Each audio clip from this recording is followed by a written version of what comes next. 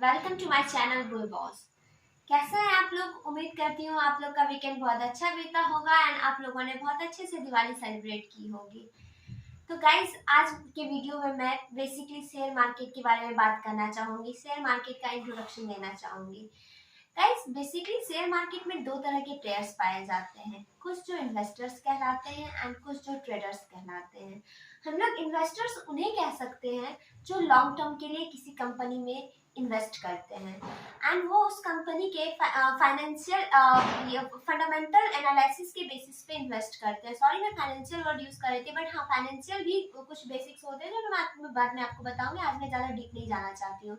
Basically जो investors होते हैं वो लॉन्ग टर्म के लिए इन्वेस्ट करते हैं एंड कंपनी के फंडामेंटल एनालिसिस के बेसिस पे इन्वेस्ट करते हैं।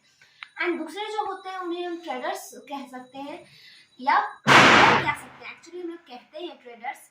तो ट्रेडर्स जो हम उन्हें कहते हैं जो शॉर्ट टर्म के लिए इन्वेस्ट करते हैं, जैसे कि for day and for few hours, and वो कंपनीज के टेक्निकल एनालिसिस के बेसिस पे इन्वेस्ट करते हैं।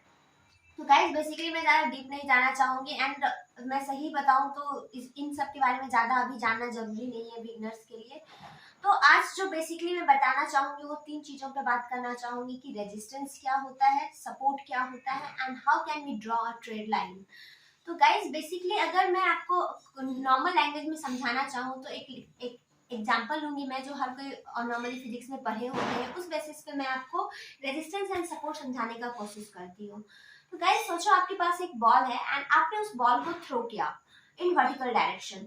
तो जब आप उस बॉल को थ्रो करते हो तो एक सरफेस आता है जहां से वो ball again and again bounce back होता है, मीन्स एक सरफेस आता है जिससे नीचे वो नहीं जा सकता। तो वो सरफेस जहां से ball again and again bounce back होता है, उस सरफेस को हम लोग सपोर्ट कह सकते हैं। एंड एक मैक्सिमम हाइट जहां तक बॉल रिच कर सकता है अपना एक मैक्सिमम हाइट, उस मैक्सिमम हाइट को मीन्स उससे आगे अब वो बॉल अप नहीं जा सकता। तो वो मैक्सिमम हाइट जहां तक बॉल रिच कर सकता है अपना मैक्सिमम हाइट, वो पॉइंट, उस पॉइंट को हम लोग ले सकते हैं रेजिस्टेंस। रेजिस्टेंस मीन्स जिस पॉइंट से अभी वो एवर नहीं जा रहा है, मीन्स बार बार वो रिटर्न बैक उस पॉइंट से नीचे की ओर आ रहा है। तो गाइस, बेसिकली मैं आप लोगों को ग्राफ से एक बार समझाने का कोशिश करती हूँ कि रेजिस्टेंस एंड सपोर्ट क्या होता है। तो मैं यहाँ पे आपको ड्रॉ करके दिखाती हूँ रेजिस्टेंस एंड सपोर्ट बोथ। तो गाइज देखो, आप इस ग्राफ में देख सकते हो कि इस पॉइंट पे again and again bounce back होकर के जो ग्राफ है ऊपर की ओर जा रहा है, तो ये पॉइंट को हम लोग सपोर्ट ले सकते हैं। एंड दूसरा, आप लोग देखो इस एरिया से ऊपर ग्राफ नहीं जा पा रहा है, बहुत देर के लिए इसी एरिया में वो मूव कर रहा है, तो ये हम लोग का रेजिस्टेंस हो जाएगा। हाँ, आप सोच सकते हो कि यहाँ पे तो ब्रेक किया है, तो बट बहुत मैक्सिमम टाइम के लिए इसी एरिया में ग्राफ मूव करता हुआ है। एंड ये जो यहाँ पे इन्होंने ब्रेक किया है, तो ब्रेक तो किया है, बट आप लोग ये भी सोच सकते हो कि यहाँ पे ब्रेक करके वापस वो नीचे आ गया, मीन्स यहाँ पे उन्होंने रिटेस्ट लिया है, ना कि इन्होंने फाइनल ब्रेकडाउन दिया है। तो यहाँ पे रिटेस्ट लिया है, यहाँ पे आप एंट्री कर सकते थे, बट हाँ, यहाँ पे आपको हो सकता है लॉस भी हो। लेकिन आप लोग एक चीज याद रखना कि जब भी एक कंफर्म कैंडल रेजिस्टेंस या सपोर्ट को ब्रेक करे, तो अगर कैंडल ने रेजिस्टेंस को ब्रेक किया तो आप कॉल ले सकते हो, एंड अगर कैंडल ने आपकी सपोर्ट को ब्रेक किया, जैसे कि आप देख सकते हो यहाँ पे इन्होंने किया है, तो आप यहाँ पे ले सकते हो पुट। एंड अगर आपने यहाँ पे मार्केट में एंट्री लिया होता, अनपुट लिया होता, तो देखो आपको अच्छी खासी मूवमेंट मिलती एंड आपको अच्छा खासा यहाँ पे प्रॉफिट हुआ होता।